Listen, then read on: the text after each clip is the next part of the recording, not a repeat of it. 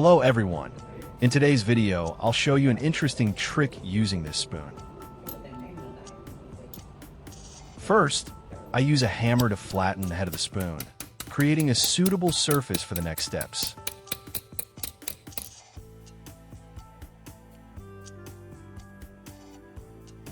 Next, I use a ruler to draw a rectangular shape on the inner surface of the spoon.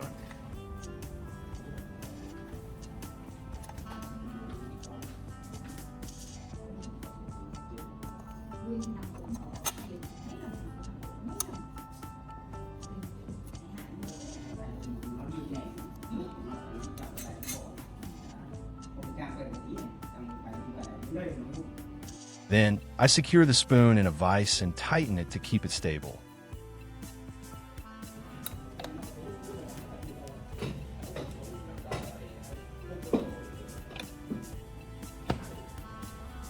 After that, I gently hammer along the marked lines, bending the spoon according to the shape.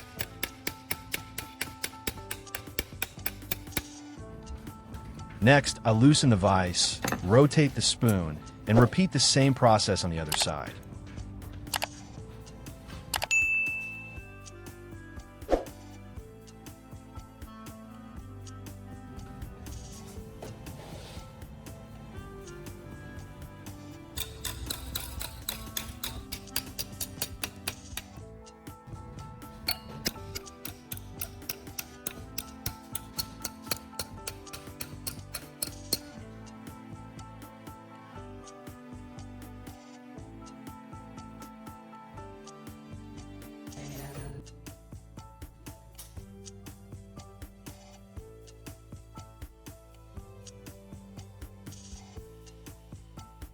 Then, I use a saw to cut off the excess material, making the piece cleaner and properly shaped.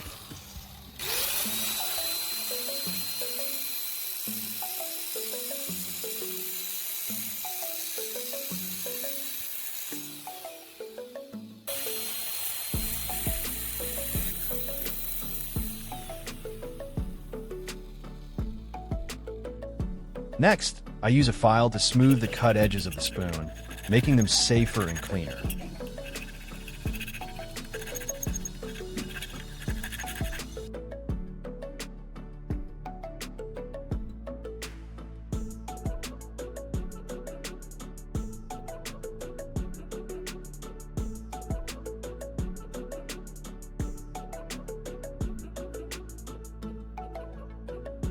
Then, I drill a hole in the handle of the spoon to prepare for the next step.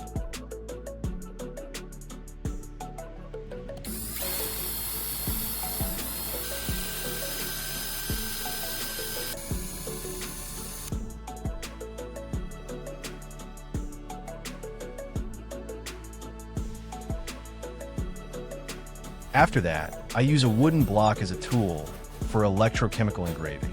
I choose wood because it is a good insulator, easy to work with, and safe to use. I drill a hole on the top surface of the wood.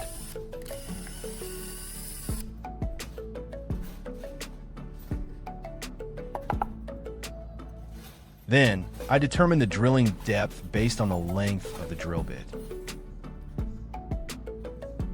Finally, I drill another hole from the side so that it connects with the top hole, creating a passage through the block.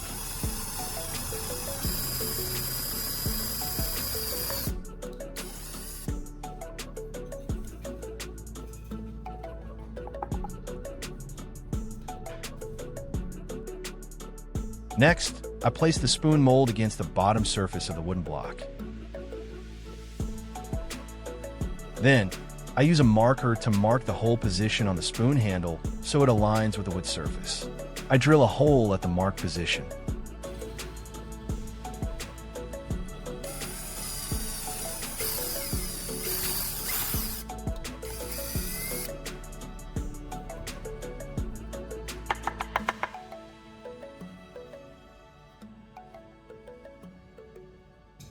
After that, I lightly drill between the two holes to create a small groove, allowing the wire to sit neatly.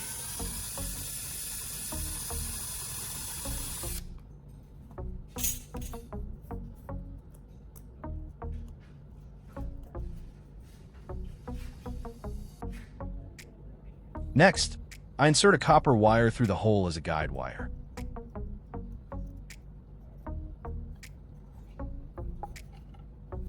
This wire will act as the electrical connection for the wooden block, serving as the cathode in the electrochemical engraving process.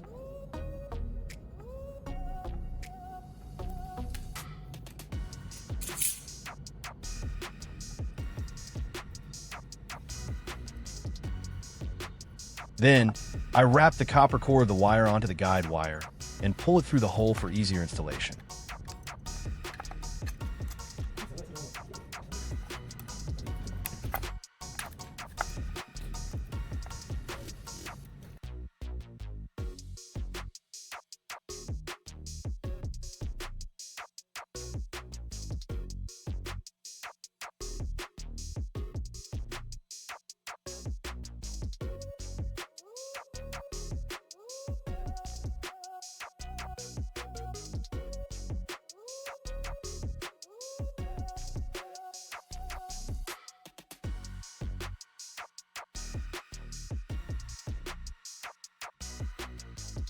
Next, I secure the spoon frame to the bottom of the wooden block.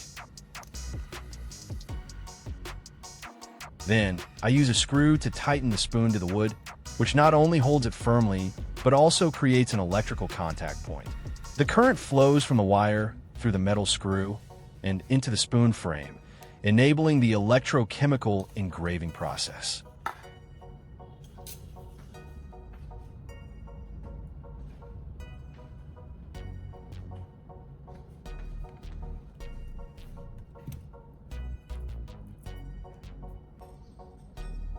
The other end of the wire is attached to an alligator clip. The clip allows quick connection to a power source, holds firmly, and makes it easy to attach or remove during use.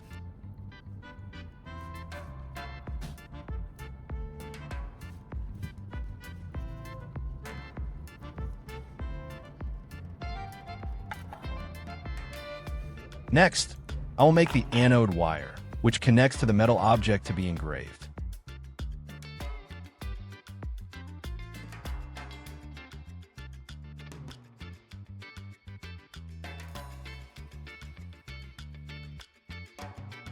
Both ends of this wire will be attached to alligator clips, allowing flexible and secure connections during use.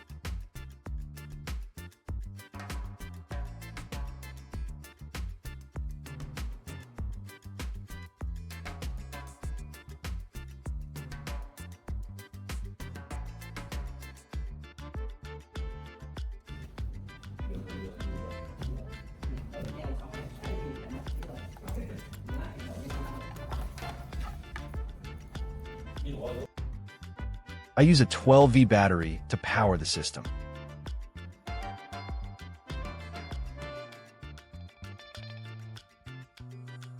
I connect the anode wire clip to the negative terminal of the battery and the other end to the cathode wire to complete the circuit. When I touch the clip to the spoon frame, sparks appear immediately, indicating that current is flowing through the system.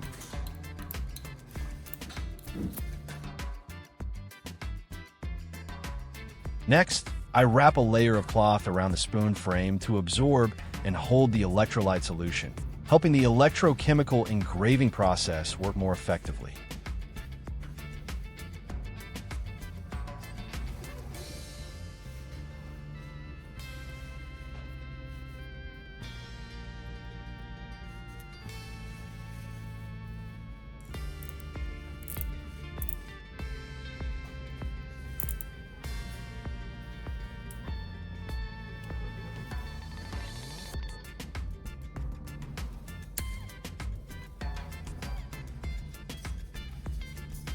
I will use this knife as the object for engraving. First, I place a heart-shaped piece of tape onto the blade surface.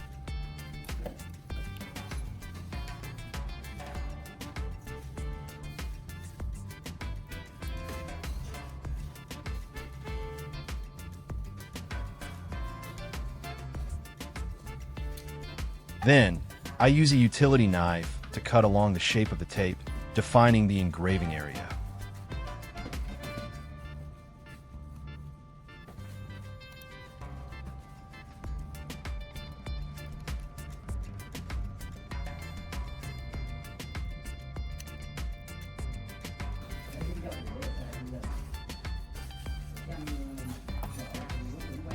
Next, I wrap electrical tape around the blade. This helps insulate unwanted areas, preventing current from spreading and ensuring a cleaner engraving result.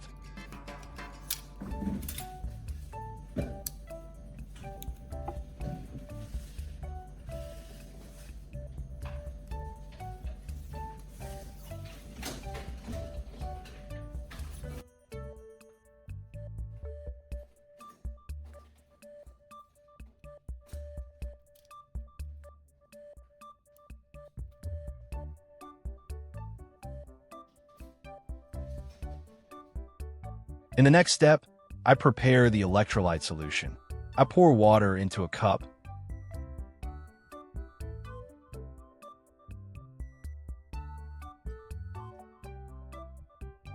Then, I add salt into the cup.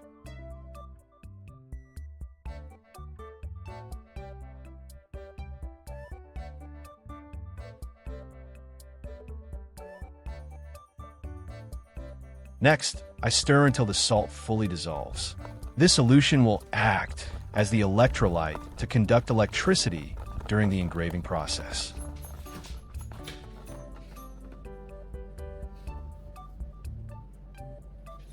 Now the entire system is ready, and I will begin the real test. First, I connect the positive lead to the knife blade. Then, I soak the engraving pad with the saltwater solution and place it onto the heart shape on the blade. As current flows, small bubbles appear and the surface begins to change color. I gently move the pad across the shape to ensure even etching. After a while, the heart pattern gradually becomes visible with clean and engraved lines on the metal surface.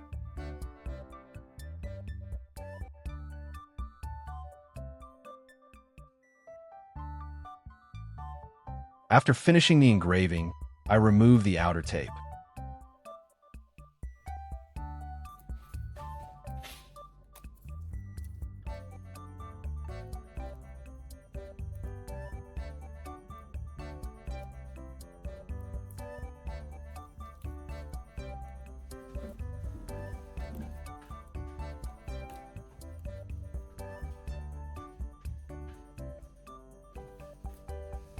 Next, I spray some water onto the engraved area to clean it.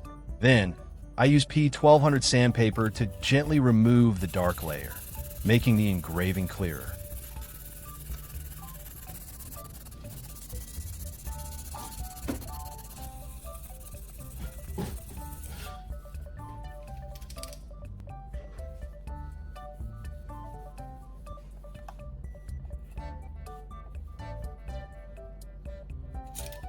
After that, I use the tip of a utility knife to remove any rough spots.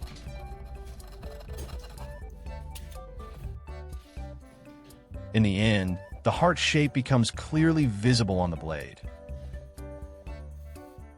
If you found this video helpful, please leave a like to support the channel. Thank you for watching, and see you in the next videos.